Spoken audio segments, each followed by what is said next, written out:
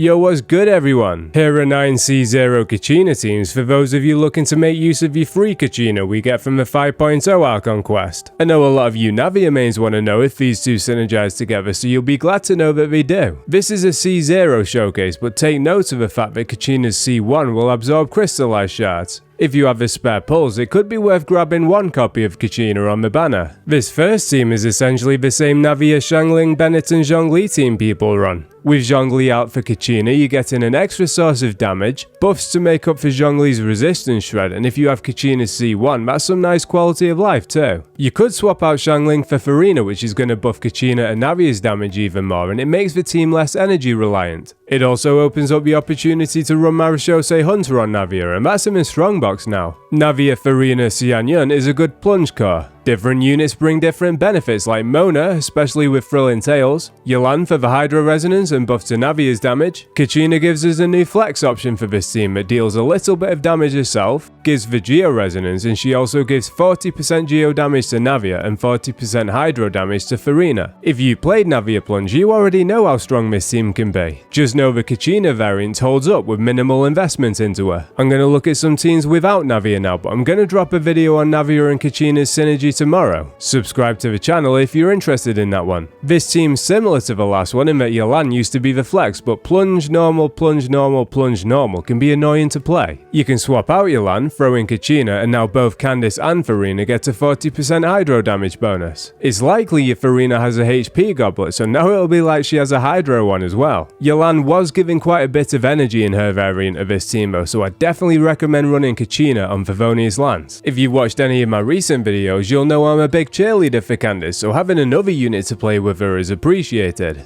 Kachina's skill counts as a Geo construct, so pairing her with Chiori gives you a nice Geo pair. I don't have Chiori, so I'm using Albedo, but Chiori will be better in my opinion. Either way, there's a new craftable sword that gives defense, which is a decent option for those that don't have Cinnabar Spindle. With the artifact set buffing Geo and another element, I think going with a pair of units from the same element will be your best bet. Yelan and Xingqiu is a strong pair as always. Arlecchino and Bennett's one of my favourites. Clarand and Fischl would work too. I could fluff the video up a bit longer and showcase all of them, but out of respect for your time and you wanting to actually play in that land, I won't do that. Just know that all these pairs will work. If you have Kachina's C4, she'll be able to give Ito some defense, so you could go with a Geo trio like Ito, Kachina and one of Goro or Chiori. For the last slot, you'd use an elemental flex who can work with charge attacks like Farina, Fischl, Yaimiko, Beidou or Xiangling. Just make sure you give your flex enough energy recharge if you need it, and bear in mind it probably won't be as strong as existing Ito teams. It's just something different. I would like an Ito buff to be honest, but I don't consider Kachina to be it. I think his existing Geo trio is fine, it's more of a flex slot that could be a buff. Farina would be amazing, but the team's constantly on life support from the HP drain. Hopefully Natlan gives us that missing character.